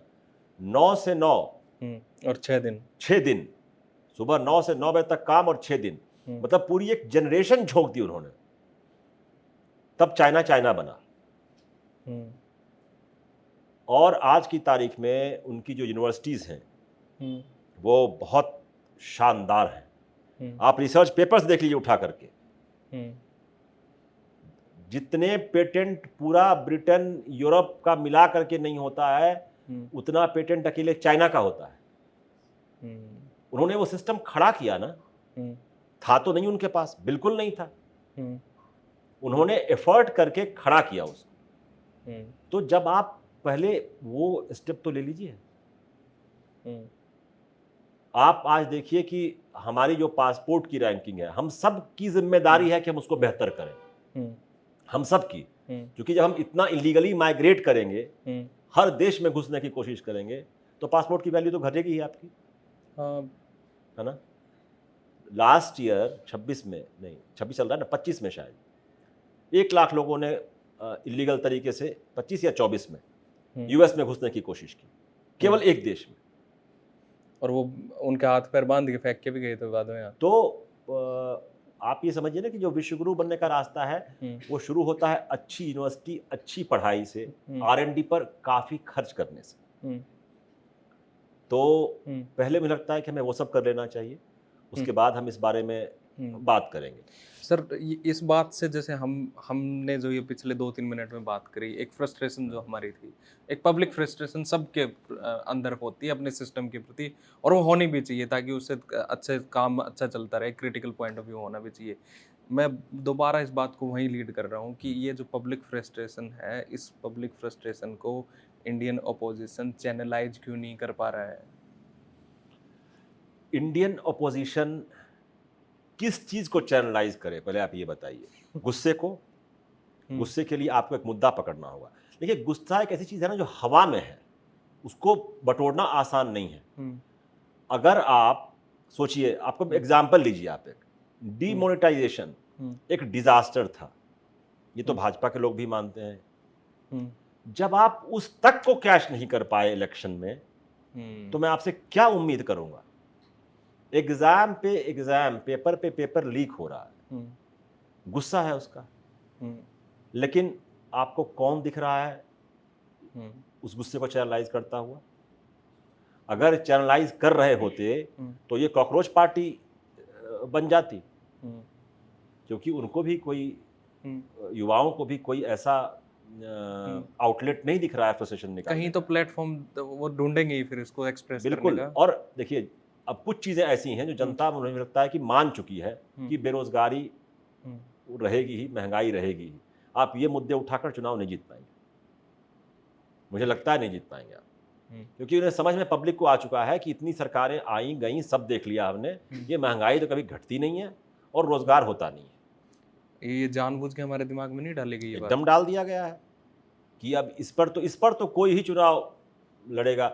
और देखिए, आपने जो कहा ना, मैं आपकी बात पे लौट रहा हूँ, जनता को जब एक ऑल्टरनेटिव दिखा तमिलनाडु में विजय, तो जो द्रविडियन पार्टीज हैं वो हवा हो गई ना,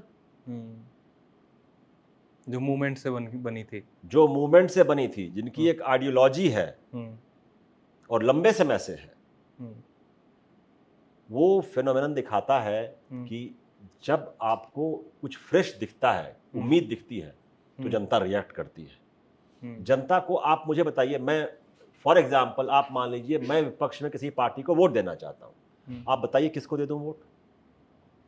ठीक बात है। जब हम लोग इतना पढ़ लिख करके, पॉलिटिक्स को समझ करके, तमाम चीजें दिमाग में रख करके सोच रहे हैं, तो हम सोच नहीं पा रहे हैं किसको वोट दें। तो एक आम वोटर कैसे वोट देगा? बस वही मैंने कहा ना, कांग्रेस इसी सोच में बैठी हुई है कि एक दिन आएगा जब लोगों का गुस्सा फूटेगा, जब एंटी इनकम्बेंसी होगी, जब ये सरकार बदल जाएगी, वो दिन हमारा दिन होगा। और वो दिन उनका नहीं होगा, वो दिन उनका कभी नहीं होगा, क्योंकि तब तक सत्ता पे इतनी मजबूत पकड़ हो चुकी होगी बीजेपी की कि फिर वो मुश्किल है। तो what is the solution of it? Congress को एक ऐसा मुद्दा खोजना होगा जिसकी जनता में अपील हो। कांग्रेस को अपना ग्रास रूट वर्कर खड़ा करना पड़ेगा। जब तक इनके ग्रास रूट वर्कर नहीं होंगे, जब तक जिले में, गांव में इनका संगठन नहीं खड़ा होगा, ऑर्गेनाइजेशन है ही नहीं कांग्रेस में। आप किसी चुनाव को, सब बात छोड़िए, बड़ी बड़ी बात है, कोई चुनाव आता है, विधानसभा भी आएगा ना, आप देख लीजिएगा कि बूथ पर कांग्रेस के कितने कार्यकर्ता मिलते हैं आपको। आप अपने बूथ पे चले जाइएगा, नहीं मिलेंगे, एक दो घूम रहा है बस मतलब ही नहीं है। जब बूथ पर आपका बंदा है, बूथ कितना इंपॉर्टेंट चीज है, बूथ पे बंदा होना, आपका कार्यकर्ता होना। भाजपा घर से निकाल के लोगों को ले जाती है, चलो वोट देने। टारगेट होता है कि एक आदमी 10 आदमी को लाएगा। तो इन्हें कोई अपना ऑर्गेनाइजेशन खड़ा करना चाहिए, एक ऐसा मुद्दा पकड़ना चाहिए जिसकी अपील हो पब्लिक में। अब तक ऐसा कोई मुद्दा कांग्रेस ने नहीं पकड़ा है जिससे वो पंक्चर कर सके मोदी सरकार को। सूट बूट की सरकार से शुरू हुआ, चौकीदार चोर है पर आए आप, उसके बाद वोट चोर गद्दी छोड़, तमाम, इनमें से कुछ नहीं चला। देखिए, भारत जोड़ो यात्रा में कितने लोग आए, जुड़े, सब कुछ हुआ, लेकिन जब तक वो भीड़ वोटर में कन्वर्ट नहीं होगी, वो नेता की सफलता नहीं है। आपके साथ कितने लोग चल रहे हैं, इससे कोई फर्क नहीं पड़ता, और कितना आपका साफ दिल है कि हाँ, कितना साफ दिल है, से कोई फर्क नहीं पड़ता। वो लोग आपको वोट दे रहे हैं कि नहीं दे रहे हैं, नहीं दे रहे, तो फिर क्या करना है उस भीड़ का? किसी भी नेता की सफलता का जो मानदंड है वो यही है, वो कितने वोट लेकर आता है, यही है ना। हाँ, बस यही है, इंडियन पॉलिटिक्स में तो है यही है। तो आपके साथ 1 लाख लोग चल रहे हो, मैं कह रहा हूँ साथ में, लेकिन जब वो वोट ही नहीं दे रहे, वोट करके ही नहीं दे रहे आपको, तो फिर क्या फायदा क्या है? ये बात भी तो आप, और उसकी वजह यह है कि आप जनता को समझ नहीं पा रहे हैं कि मैं कौन सा मुद्दा उठाऊं जो जनता को अपील करे। सब करके आपने देख लिया, कोई असर ही नहीं हुआ। अच्छा, पहले क्या थी, कांग्रेस की वेलफेयर पॉलिसीज हुआ करती थी। अब 2004 से प्रो पुअर, जिसको वो कहते हैं, प्रो पुअर, उसको भी बीजेपी ने हाईजैक कर लिया। अब बीजेपी ही प्रो पुअर है। आपका वो भी हाथ से गया। वो सब कुछ प्रो है वो। तो हाँ, आपको कोई तो मुद्दा पकड़ना पड़ेगा जिसकी जनता में अपील हो। ओके सर, आखिर में आपने इतने देश घूम लिए, कितने हो गए? करीब 90 देश घूमे मैंने। 90 हो गए? हाँ। क्या बात है, बहुत बहुत बधाई हो आपको। 100 कब कर रहे हो पूरे? 100 होगा धीरे धीरे। हाँ, दुनिया में बहुत हाँ, सारे देश ऐसे हैं जहाँ हाँ, मतलब आप जाना भी नहीं चाहेंगे। अच्छा, कुछ देश हैं जो बहुत अनसेफ हैं, हाँ, कुछ देश हैं जहाँ मतलब कुछ है ही नहीं। हाँ, हाँ, कहने को पेपर पर 200 देश है ना, हम्म, लेकिन हर देश में आप जाना चाहें हम्म, ये भी ज़रूरी नहीं है। ये है सीन। इतनी दौलत कहाँ से लेके आते हो? हाँ, नहीं नहीं, हम लोग तो एकदम हाँ, देखो, घूमने के लिए हाँ, जज्बा होना चाहिए, पहली चीज़ अच्छा, हाँ, है ना। हम्म, उसके बाद तो इंतज़ाम हो जाता है। हम्म, मैं हमेशा इकोनॉमी क्लास ट्रैवल करता हूँ, हम्म, तो हम्म, आप जहाँ जहाँ पैसे बचा सकते हैं बचाते हैं हम्म। और घूमते हैं। तो सर कौन से सबसे बढ़िया जगह लगे आपको, यूरोप में या फिर आप अमेरिका में? कौन से 2-3 ऐसे देश लगे जो सबसे एक्जोटिक थे, जो सबसे अच्छे थे, जहाँ पे आपका बार-बार जाने का मन आपका किया हो, या फिर कल्चरली बहुत अच्छे थे, या उनकी एजुकेशन बहुत अच्छी थी, या पर्टिकुलरली वहाँ की वाइब बहुत अच्छी थी, या किसी की दारू बहुत अच्छी थी? ये कौन सी सबसे सही जगह लगी? दुनिया में जो देश मुझे सबसे अच्छा लगा हुँ, उसका नाम है जापान। क्या बात है! जापान मतलब it's not a country, Japan is a different planet. अच्छा, वो एक अलग प्लैनेट है। हुँ, और जिस तरह से जापान ने मॉडर्निटी को ब्लेंड किया है ट्रेडिशन के साथ, हुँ, वो कमाल की चीज़ है, देखने लायक चीज़ हुँ, है। And Japanese are the hmm, humblest people on this earth. अच्छा, इस धरती पर इतने विनम्र लोग मुझे कहीं नहीं मिले। हुँ, और जापानी लोग they are humble hmm, and they make sure that they look humble. वो हुँ, विनम्र लोग हैं हुँ, और वो विनम्र दिखते हैं, है ना। हुँ, हुँ, तो वो एक ऐसा देश है जहां मैं हुँ, बार बार लौटना चाहूँगा। हुँ, बहुत कुछ है एक्सपीरियंस करने को। हुँ, और हुँ, ट्रेडिशन भी है। हुँ। सॉरी। पानी ले लीजिए हाँ, सर। तो हुँ, ट्रेडिशन है हुँ, जापान में, हुँ, मॉडर्निटी है, हुँ, हम्बल लोग हैं, हुँ, बहुत प्यार से मिलते हैं, हुँ, बहुत वार्म हैं। हुँ, तो मैं उस कंट्री को एक्सेप्शनल मानता हूँ। ओके। बाकी एजुकेशन सिस्टम यूरोप में बहुत जगहों का अच्छा है, हुँ, बाय एंड लार्ज पूरे यूरोप का अच्छा है, हुँ, नॉर्डिक कंट्रीज़ का तो बहुत ही अच्छा है। हुँ। तो वो सब ठीक है। यूनिवर्सिटी वगैरह जाते हो आप जब घूमते हो? हाँ, हुँ, मैं 2 जगह, मैं कहीं घूमने जाता हूँ तो मैं हुँ, 2 जगह जाने की कोशिश ज़रूर करता हूँ, हुँ, यूनिवर्सिटी हुँ, और बुक स्टोर। अच्छा। हुँ। तो क्या अलग पाते हो आप वहाँ पे यूनिवर्सिटीज़ और बुक स्टोर में? एक तो मैं ये देखता हूँ कि जो दुनिया भर में बुक स्टोर हैं, हुँ, चाहे वो कोरिया हो, जापान हो, यूरोप हुँ, हो, हुँ, बहुत बड़े-बड़े बुक स्टोर होते हैं। हुँ, और बुक स्टोर बहुत प्रोमिनेंट जगहों पर होते हैं। हुँ, जो वहाँ की मेन शॉपिंग स्ट्रीट है, जो महँगा हुँ, एरिया है, हुँ, वहाँ होते हैं। हुँ, तो इससे मैं ये समझता हूँ कि किताबों की बिक्री ज़रूर होती होगी, वरना हुँ, इतने प्रोमिनेंट जगह पर इतना रेंट देना आसान नहीं हाँ, होगा, ठीक बात है। है ना? मैं बेलग्रेड में था, सर्बिया की कैपिटल में। हुँ, आप सोचिए कि एक 800 मीटर का उनका एक मेन शॉपिंग स्ट्रीट है। हुँ, उसमें 4 तो बड़ी दुकानें हैं किताब की और हुँ, 3 छोटी हैं, हुँ, 800 मीटर में मुश्किल से। हुँ, तो हुँ, कल्चर है, लोग पढ़ते हैं, हुँ, तभी है। और यूनिवर्सिटी की बात आपने की, यूनिवर्सिटी में हुँ, आप अलग क्या पाते हैं? हुँ, मैं कई ऐसे देशों में गया, जैसे मैं हंगरी में था, हुँ, बुदापेस्ट में। हुँ, वहाँ मैं एक यूनिवर्सिटी में गया, हुँ, तो मैंने देखा कि कोई महान यूनिवर्सिटी नहीं थी, बस रेगुलर। रेगुलर यूनिवर्सिटी थी। तो मैंने गया तो अंदर घूम रहा था, तो हुँ, मेरी मतलब मैं रुक गया। हुँ, प्रोफ़ेसर का नाम लिखा हुआ था और नीचे लिखा था नोबेल लॉरिएट। हुँ, तो मुझे लगा कि भई मतलब पहली बार मैंने किसी नोबेल लॉरिएट प्रोफ़ेसर का हुँ, ऐसे देखा। चेंबर देखा, तमाम गए। तो मैं देखता हूँ कि वो लोग ना एजुकेशन पे बड़ा हुँ, फ़ोकस रखते हैं। जो हुँ, बाहर अच्छे पढ़ाने वाले लोग हैं, उनको अपने यहाँ बुलाते हैं। हुँ, प्रोमिनेंट जगहों पर यूनिवर्सिटीज़ हैं। हुँ, जैसे अपने यहाँ क्या कल्चर शुरू हो गया है कि प्रोमिनेंट जगह पे मॉल होगा। हुँ, यूनिवर्सिटी होगी कहीं ग्रेटर नोएडा के हाँ, कोने शहर के में। बाहर ये कोई मतलब हाँ, है? ये क्या मतलब है? हाँ, तो ये हमारा अप्रोच थोड़ा हाँ, डिफरेंट है। हाँ, और दूसरा, वहाँ की यूनिवर्सिटीज़ में हुँ, जो पढ़ाने का तरीका है वो बहुत डिफरेंट है। हुँ, जैसे आप कोई यूएस जाता है एमबीए करने, आप उससे बात कीजिए, हुँ, तो ब्रेनस्टॉर्मिंग और हुँ, इनोवेशन इन चीज़ों पे बड़ा फोकस रहता है। हुँ, देखिए एजुकेशन का ना हम लोगों की समझ थोड़ा डिफरेंट है। हुँ, हमारे यहाँ जो भी यूनिवर्सिटी खुलती है उसका पर्पस होता है पैसा कमाना, हुँ, और इसको हम बुरा भी नहीं मानते कि हुँ। भाई इतना पैसा लगाया है, ज़मीन लगाई है तो कमाने के लिए कमाए लगाया तो गया ही बंदा। है। ये यूनिवर्सिटी तो ब्लैक होल होती हैं।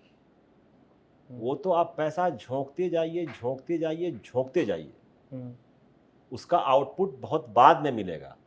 हुँ, और 10 में से 7 एक्सपेरिमेंट फेल हो जाएंगे, हुँ, उस पे लगा हुआ पैसा डूब जाएगा। हुँ, लेकिन जो 3 बनेंगे, हुँ, उसी में से कोई गूगल होता है, कोई मेटा होता हुँ, है ना? हुँ, कोई हुँ, बड़ी फाइज़र होता है, हुँ, तो हुँ, बहुत पैसा लगता है। यूनिवर्सिटी हुँ, कमाई की चीज़ हो ही नहीं सकती। आप हुँ, देखिए ना यूएस में हुँ, क्या होता है, बड़ी-बड़ी कंपनीज़ डोनेट करती हैं। हुँ, माइक्रोसॉफ्ट, हुँ, फोर्ड, ये सब हुँ, यूनिवर्सिटीज़ को पैसा डोनेट करते हैं। हुँ, अपने पैसे से बच्चों से फीस लेके तो यूनिवर्सिटी चल ही नहीं सकती, हाँ, संभव ही नहीं है वो। हुँ, इनोवेट कैसे करेंगे वो? तो हुँ, खूब पैसा डूबता है इनोवेशन में। हुँ, आपने कोई चीज़, किसी चीज़ पे आप 5 साल लगे रहे, हुँ। सक्सेसफुल नहीं हुए, हाँ, नहीं होता कई बार। नहीं होता। हुँ, 100-100 एक्सपेरिमेंट होते हैं, उसमें से हुँ, 5 4-5 निकल के आते हैं, बाकी पे हुँ, पैसा बेकार जाता है। हुँ, लेकिन जो निकल के आते हैं वो दुनिया में क्रांति करते हैं। हुँ, तो हुँ। ये हम लोगों की सोच में बड़ा फ़र्क है। और आर्टिस्टिक कंट्री कौन-सी लगी? जैसे शेक्सपियर ने तो शेक्सपियरियन कंट्रीज़ जो हैं, जिनमें उनके पर्टिकुलर कैरेक्टर्स हैं, जैसे वियना वगैरह जो है या फ्लोरेंस वगैरह जो है, वहाँ के लोग किस तरीके हैं? वहाँ का कल्चर किस तरीके का? पर्टिकुलरली आर्ट का और पेंटिंग का या आर्किटेक्चर जो वहाँ का है, वो कैसा है? देखिए आर्किटेक्चर में तो आप इटली को बीट ही नहीं कर सकते, कोई चांस नहीं बीट करने का। हुँ, इटली के पास इतना आर्किटेक्चर है कि आप देखते-देखते थक जाएँगे, हुँ, है ना? शुरुआत में लोग जब जाते हैं तो फ्लोरेंस, हुँ, वेनिस, रोम हुँ, करते हैं, हुँ, वो तो चलिए हो गया, है ना? उसके बियॉन्ड जब आप जाएँगे हुँ, छोटी-छोटी जगहों पर, हुँ, तो इतना कुछ है, हुँ, कल्चरली इतना रिच है। देखिए हुँ, रिच तो भारत भी है, हुँ, कल्चरली भारत भी रिच है, हुँ, लेकिन उन्होंने अपनी हेरिटेज को बहुत सँभाल के रखा है। हुँ, हम लोगों ने अपनी हेरिटेज को खत्म सँभाला किया है। नहीं। हुँ, मतलब मैं लाल किले कई बार जाता हूँ तो मुझे देखकर तकलीफ़ होती है। हुँ, मतलब पता नहीं क्या काम कर रहे होते हैं, हर बार इतना मलबा रेड फोर्ट के गेट पे पड़ा होता है। हुँ, तो हमारे पास मतलब भारत मिनी ईयू है। हमारे पास क्या नहीं है, समंदर है ना? हुँ। बर्फ़ के पहाड़ हैं, बिना बर्फ़ के पहाड़ हैं, रेत, मिट्टी सब कुछ है। रेत, मिट्टी, नदियाँ सब कुछ है। और मोदी भी साथ में। लेकिन हमने उसकी कदर नहीं की, हुँ, हमने उसकी कदर नहीं की। इटली का कोई एक्सपीरियंस बताइए सर? इटली में 3-4 बार तो हो आए होंगे आप या इटली ज़्यादा? हाँ, नहीं इटली में 3 बार गया हूँ, हुँ, 3 बार गया हूँ। हुँ, तो आप जब मतलब एक जो सर्किल है आपका इधर हुँ, का, हुँ, जब इससे आप बियॉन्ड जाते हैं, हुँ, तो अभी मैं एक सेकंड में जगह का नाम याद करता हूँ। हुँ, उसका मैं भूल जाता हूँ। हुँ, अ, क्या बोलते हैं उसको? एक सेकंड में याद हुँ। करने दो। कोई नहीं, कोई नहीं। अरे! वो कहाँ है यार जो उम उम, एकदम दिमाग से ही चला गया मेरे। वो चलो पूरा हुँ, सर्किट हुँ, है ना? हुँ, जो आजकल ये मुझे होता है कि ब्लैकआउट हो जाता है दिमाग से। कोई नहीं, आप ख़ैर बताइए हाँ। हाँ, हुँ, तो जैसे भारत में है ना कि इतिहास बिखरा हुँ, पड़ा है हर कोने में, हुँ, वैसे इटली में इतिहास हर कोने में बिखरा पड़ा है। हुँ, और आप कहीं चले जाइए, छोटी से छोटी जगह भी चले जाइए, हुँ, तो आपको हिस्ट्री का एक टुकड़ा मिलेगा। हुँ, और आर्ट का जो सीन है वो आपने सही कहा कि हुँ, वियना, हुँ, मतलब इटली के अलावा वियना में अब शानदार है, हुँ, फ्रांस में बहुत शानदार है। हुँ, वियना तो खैर म्यूज़िक के लिए और तमाम उसके लिए मशहूर ही है। हाँ, फ्रांस में है, फ्रांस हुँ, का सीन बहुत अच्छा है, आर्ट हुँ, का सीन हुँ, बहुत डिफरेंट है और हुँ, बहुत सँभाल के रखते हैं वो आर्ट को। हुँ, आप लूव म्यूज़ियम घूमिए, आपके पैर न दुख गए घूमते, घूमते, घूमते, हुँ, घूमते आप थक जाएँगे। हुँ, तो हुँ, मुझे जो चीज़ उनसे सीखने वाली लगती है वो ये कि अपनी विरासत को संभालना चाहिए। ओके। हम लोगों ने संभाला नहीं अपनी विरासत। हम्म, क्या मतलब हालत रहती है जब हम लोग जाते हैं मॉन्यूमेंट्स पर, ये तो फिर भी दिल्ली है। हाँ, बाहर तो आप खत्म ही हो गए वो। छोटी जगहों पर देखिए मतलब बहुत हम्म, दुख होता है देख करके। और खाना और दारू सर? खाना सबसे अच्छा तो कहना मुश्किल है, इसकी टेस्ट पर डिपेंड करता है। हाँ, फिर भी जो लेकिन एक्जोटिक लगा हो थोड़ा सा आपको। हाँ, लेकिन खाने में 2 जगह मुझे बहुत अच्छी लगी, हम्म, एक थाईलैंड और एक बैंकॉक। सॉरी, खाने में मुझे 2 जगह बहुत अच्छी लगी, हम्म, थाईलैंड और इटली। इटली। अच्छा। इटली का भाई आधी अब हम लोग जो खाते हैं पास्ता पिज़्ज़ा शुरू ही वहाँ से हुआ, है ना? हाँ, तो खाने में उनके पास बहुत आइटम है, ओके। बहुत आइटम है। हाँ। और हम्म, थाईलैंड की बात करें तो बैंकॉक में मुझे लगता है जितने मिशेलिन स्टार रेस्टोरेंट हैं हम्म, उतना दुनिया में कहीं नहीं होंगे। अच्छा। और थाईलैंड में अच्छी बात पता है क्या है? हम्म, आप कहीं भी खा लीजिए, आपको खाना खराब नहीं मिलेगा। ओके। तो ये 2 जगह मुझे बहुत, जापानीज फूड भी बहुत अच्छा है। मिशेलिन स्टार तो बहुत महंगे होते हैं रेस्टोरेंट सर। ज़रूरी नहीं है महंगे हों, अच्छा। कई बार मिशेलिन स्टार स्ट्रीट फूड भी होता है। अच्छा। मिशेलिन स्टार स्ट्रीट फूड भी होता है। हाँ। तो अभी मैं ताइवान में था तो एक मिशेलिन स्टार वो बन सी बना रहे थे हाँ। और इतनी लंबी लाइन लगी हुई उसके सामने। हाँ। तो मैंने भी देखा, मैंने कहा मिशेलिन स्टार और ऐसे, हाँ। तो ऐसा भी होता है। हाँ। तो फूड सीन में हाँ। जापान का भी खाना बहुत अच्छा है, अच्छा। लेकिन कोई मुझे टॉप पर रखने को कहे हाँ। तो मैं थाईलैंड, और इटली। इटली और एक टर्की। अच्छा, टर्की भी। खाना टर्की का भी अच्छा है, okay. Very rich food culture. ऑटोमोस की कैपिटल रही है, हाँ, वो तो है ही, तो वो तो है ही। और दारू नहीं बताया आपने। शराब किस देश की अच्छी है? देखिए यूरोप की स्कॉच मशहूर है, हाँ। लेकिन अगर आप यूरोप को माइनस कर दें, है हाँ। ना, स्कॉच हाँ। सिंगल मॉल्ट को माइनस कर दें, हाँ। तो अल्कोहल पर जो एक्सपेरिमेंट जापान ने किया है वो हाँ। बहुत मज़ेदार है। उनकी क्या ओसाकी या क्या? साके हाँ, बोलते हैं हाँ, जापान की, हाँ, हाँ, जो होती है, हाँ, जो उनका वर्जन ऑफ हाँ, मतलब हाँ, वाइन कह लीजिए या जो भी हाँ, कह लीजिए, साके हाँ। अलग चीज़ है, वाइन नहीं है साके। नहीं, नहीं, वो उसमें वो काउंट नहीं हाँ, होती वो। काउंट नहीं होती, हाँ। मतलब उनका वर्जन जो है वो। हुँ, तो हुँ, जापानीज के साथ एक हुँ, ब्यूटी है, हुँ, जापान बहुत इनोवेट नहीं करता, हुँ, है ना, जापान का आपने कोई खास इनोवेशन नहीं सुना होगा, हुँ, लेकिन उनके हाथ जो चीज़ लग जाती है ना, हुँ। वो उसको चमका के द बेस्ट कर देते हैं। अच्छा। आप उनके हाथ में ट्रेन दे दीजिए, हाँ, वो द बेस्ट बनाएंगे। हाँ, आप उनके हाथ में कैमरा दे दीजिए, वो हाँ, द बेस्ट बनाएंगे। हाँ, आप उनके हाथ में हाँ, फ़ोन दे दीजिए, द हाँ, बेस्ट बनाएंगे। तो हाँ, ये है, तो आपने उनके हाथ में अल्कोहल दे दिया, हाँ, वो उसको द बेस्ट बनाएंगे। ओके। तो जो उनकी यामाज़ाकी है, जो हाँ, उनके सिंगल मॉल्ट हैं, हाँ, मतलब मुझे लगता है कि हुँ, हुँ। हर सबका अपना-अपना मतलब जज करने का तरीका और होता है, टेस्ट भी होता है वो। टेस्ट भी होता है। तो ओके। यामाज़ाकी मुझे लगता है कि द हुँ, बेस्ट हुँ, हुँ, हुँ, है ना? तो हुँ, हुँ, और साके में तो इतनी वैरायटी होती है हुँ, जापान में कि हुँ। आप सब टेस्ट भी नहीं कर सकते। हाँ, वो भी है। हाँ। ऐसी कौन-सी जगह थी सर, आखिरी सवाल, जहाँ पे जाके या देख के आपका दिमाग खुल गया हो कि भाई ओह माय गॉड! ये है खतरनाक चीज़, ये मैं कहाँ पे आ गया? ऐसी डर एक के नहीं, मारे नहीं हाँ, मतलब। हाँ, ऐसी एक नहीं, ऐसी कई जगह हैं। हाँ। जैसे जब मैं पहली बार मसई मारा के जंगलों में गया, ओहो! ग्रेट। तो मुझे लगा कि ऐसी जगहें भी धरती पे एग्ज़िस्ट करती हैं, जहाँ चीता मुझे क्रिस क्रॉस कर रहा है, हाथी पीछे से आ रहा है और सब खुले में हैं, वो अपने घर में हैं, हुँ, सफारी में हम हैं, हुँ, हाथी पीछे से आ रहा है, शेर मतलब मेरा विंडो मेरी गाड़ी का खुला हुआ है और शेर नीचे बैठा हुआ है। मैं उसको यूँ देख रहा हूँ। मतलब अगर वो उठ गया तो कोई चांस नहीं है मेरे बचने का। वो बैठा हुआ है, विंडो खुली हुई है, मैं उसको देख रहा हूँ। हाँ, और मैंने अपने टूर गाइड से पूछा, मैंने कहा कि इसने तो भाव ही नहीं दिया यार। हाँ। तो वो कह रहा है कि भावना ही लो इससे। इसीलिए जंगल का राजा है ये। हाँ, ठीक इसको बात फ़र्क नहीं है। पड़ता छोटे-मोटे लोगों से। हाँ, तो वो एक बहुत डिफरेंट हाँ, एक्सपीरियंस था। हाँ। फिर मैं कहूँगा सिडनी। ओह! सिडनी में जो ओपेरा हुँ, ओपेरा हाउस जो है? ओपेरा हाउस जो है सिडनी का, हुँ, मतलब जो आपने कहा ना कि दिमाग घूम गया हो देख करके, उसमें मैंने एक ओपेरा देखा तो मेरा दिमाग घूम गया देख कर कि तब धरती पे ऐसी चीज़ें भी हैं।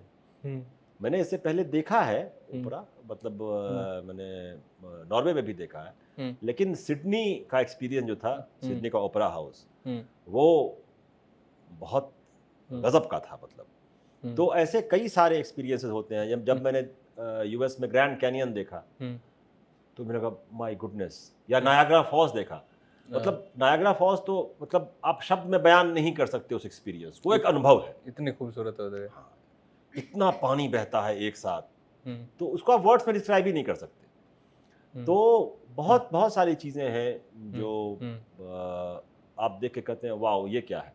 उनमें से कुछ मैनमेड है, कुछ नेचुरल है। ये सब देख के वापस आने मन करता है फिर यार। मुझे लगता है कि यही सिस्टम अगर यहाँ हो जाए तो क्या मज़ा आ जाए, क्या मज़ा आ जाए। वो तो है ही। अच्छा पब्लिक ट्रांसपोर्ट, साफ हवा, हमारी ख्वाहिशें कोई बहुत बड़ी नहीं है, बेसिक्स, अच्छा एजुकेशन, सोशल सिक्योरिटी, तो ये सारा, ये कोई बहुत बड़ी डिमांड नहीं है। आखिर में काफ़ी बातें हो गई आपसे, अब विदा लेते हैं। विदा तो क्या मतलब, बंद करते हैं, रोटी खाएंगे फिर अपन बैठ के।